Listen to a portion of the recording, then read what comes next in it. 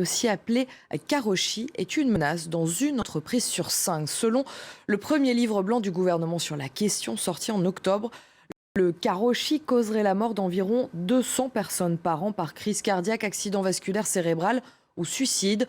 Nous sommes allés à la rencontre de ceux qui se battent pour faire reconnaître les cas de karoshi. C'est un reportage de notre correspondante Ophélie Giomataris. Emiko Teranishi connaît le chemin du ministère de la Santé par cœur. Ce matin, pour la 28e fois en près de 30 ans, elle s'y rend avec d'autres familles de victimes de karoshi, ou la mort par excès de travail. Aujourd'hui, elle vient demander à ce que 19 décès par karoshi soient reconnus comme accidents du travail. Le gouvernement a fixé des critères légaux qui déterminent ce qu'est le karoshi. Mais il y a encore beaucoup de personnes qui ne correspondent pas à ces critères et qui pourtant continuent de mourir de surmenage au travail. Je compte sur vous. Depuis la création de son association en 1989, Emiko Teranishi accompagne une vingtaine de familles par an. Son combat est long, alors il se poursuit dans la rue. Le Bureau des normes du travail doit faire en sorte que les entreprises comptabilisent les heures de travail effectuées par leurs employés. Cette mesure préventive contre le karoshi pourrait être prise immédiatement. Au Japon, la durée légale du travail est de 40 heures par semaine.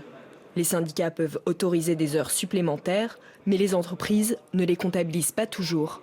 Résultat, une société sur 5 contraindrait ses employés à effectuer 80 heures supplémentaires par mois. Le mari d'Emiko Teranishi lui-même n'a pas résisté à cette pression. Il s'est suicidé après avoir travaillé près de 14 heures par jour pendant 10 ans. Au Japon, les gens ont tendance à penser qu'ils seront plus appréciés s'ils travaillent plus longtemps et qu'ils montreront leur motivation s'ils dorment peu.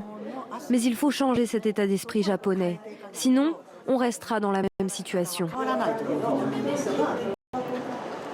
Une mentalité bien ancrée dans la société japonaise qui causerait la mort de 200 personnes par an par crise cardiaque, accident vasculaire cérébral ou suicide.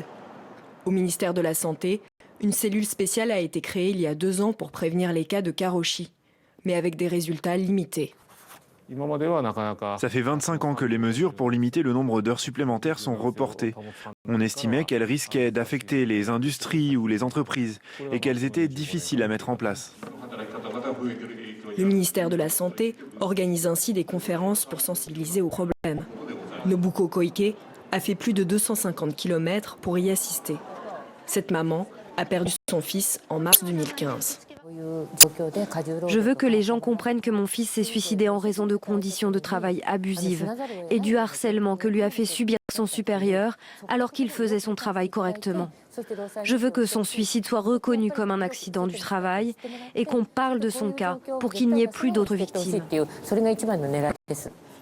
Cette conférence est pour elle l'occasion d'entendre d'autres témoignages, comme celui de la mère d'une jeune employée de Dentsu, géant de la publicité, dont le suicide avait choqué le Japon entier. Rien qu'en un mois, elle avait effectué 103 heures supplémentaires. Elle m'a dit « Je rentre à la maison à la fin de l'année et je pourrai passer un peu de temps avec toi. » Mais le matin de Noël, elle s'est suicidée en me laissant un message qui disait « Maman, je t'aime. Adieu. Merci pour tout. Mais la vie et le travail ont été trop durs pour moi. »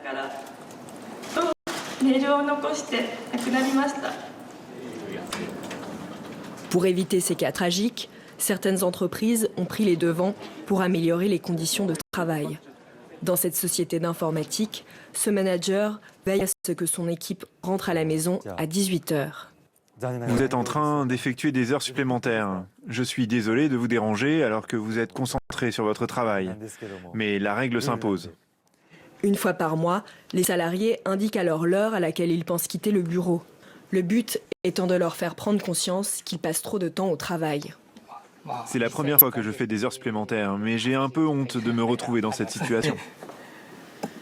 Lancée il y a 4 ans, cette initiative a permis de réduire les heures supplémentaires de 60%, tout en faisant augmenter le chiffre d'affaires de la société de 30%.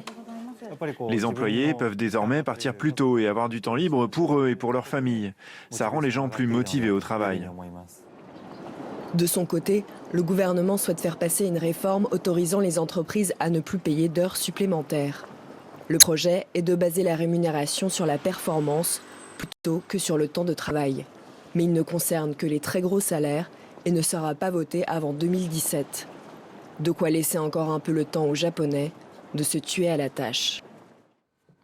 Et on passe à l'actualité sportive avec du football.